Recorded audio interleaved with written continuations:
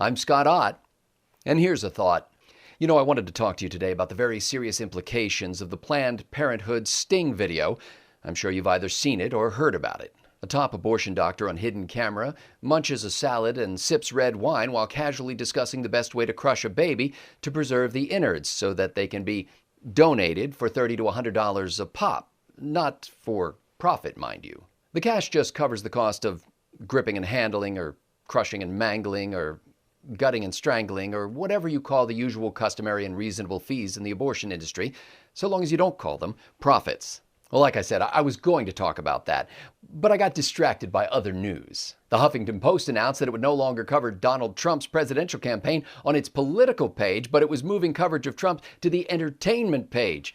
Trump, you mad genius. Hillary Clinton immediately demanded that HuffPo move coverage of her campaign to the entertainment page as well, hoping somebody might read it there, and the website editor agreed to do so just as soon as Hillary Clinton does or says anything that provides pleasure for anyone. Meanwhile, political pundit Ben Shapiro got manhandled on a TV show by a man in a dress who calls himself a woman. Zoe Tur, a well-muscled transgender advocate, grabbed Shapiro by the back of the neck and threatened to send him home in an ambulance because Ben referred to him as Sir. Women. Can't live with them. Can't escape their Vulcan nerve pinch. The CDC warned Americans to stop kissing their chickens. It seems that the love that dare not speak its name, dancing cheek to beak, may pass salmonella, sparking diarrhea.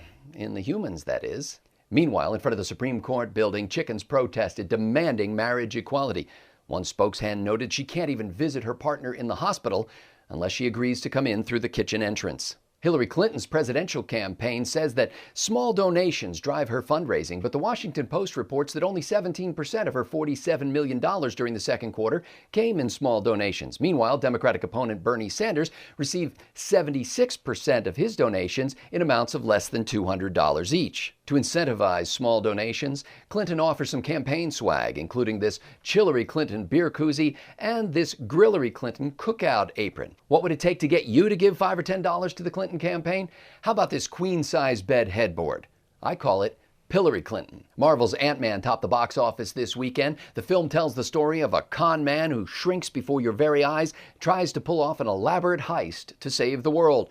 The White House said the film is not an authorized biopic of President Obama. Meanwhile, Hollywood director Judd Apatow got out in front of rumors by announcing that Hillary Clinton's campaign was not the inspiration for his raunchy comedy, Trainwreck.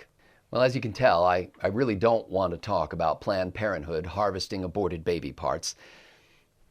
Let's talk about cars. I once bought 2 Chevy Corvairs, Ralph Nader's unsafe at any speed car. When I bought them, one was already a wreck, and I used that one for parts so I could keep the other Corvair running. But the guy who sold them to me didn't intentionally wreck one so he could harvest the parts. I'm Scott Ott, and there's a thought.